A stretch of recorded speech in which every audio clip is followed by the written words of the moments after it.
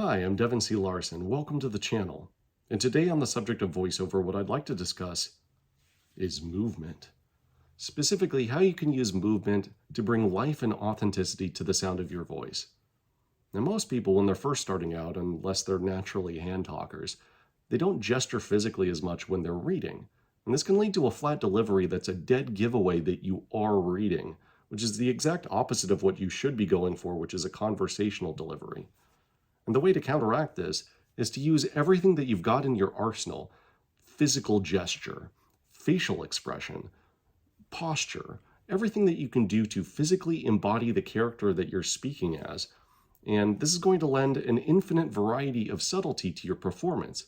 You can hear a smile, you can hear a frown, you can hear posture and gesture. It all comes through, and it's the difference between a flat read and a lively and conversational one. And to show you what I mean, I have an example for you. All right, we're going to try an experiment.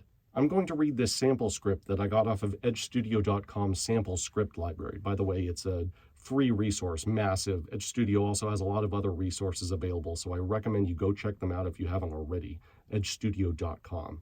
And I'm going to read this script two different ways. The first way, it's going to be with just my voice and no gestures, no facial expressions to the best of my ability. The second way, I'm going to read it with all that put in, and we're going to see if we can tell a difference in my delivery, okay? Here we go.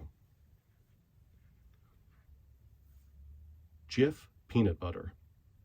My kids, all they care about is peanut butter, so I make sure they get the best. You know, I wasn't sure there was a best until I opened the 3 leading brands and found Jif smells more like fresh peanuts. That's how I know Jif is better.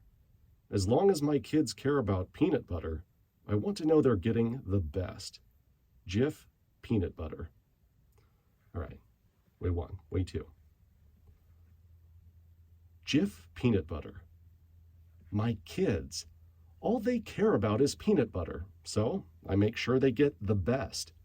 You know, I wasn't sure there was a best until I opened the 3 leading brands and found Jif smells more like fresh peanuts.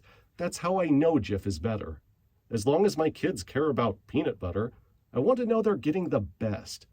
Jif peanut butter. What do you think? Can you tell a difference? Now, you may have noticed in that example that I was standing, and that's another bit of advice that I have for you, which is stand whenever you possibly can. It's not always going to be practical, like if you're reading long stretches of an audiobook, but as a general rule, if you can stand, you should, because not only will it provide greater support for your breath and your diaphragm, but it will allow for a greater freedom of range of movement, which is only going to be to your benefit when it comes to injecting life and subtlety into your vocal performance. I first came across all of this by way of James Alberger in his famous book, The Art of Voice Acting. I'd recommend you check it out if you're not familiar. It's dense with very useful information. And he has this acronym in there, MOVE, M-O-V-E, Movement Orchestrates Vocal Expression. And it's only been proven more true the longer that I've been doing this. Thank you for watching this video. Make sure you like it, subscribe to the channel, turn on notifications so you don't miss the next one. Thanks so much. I'll see you next time.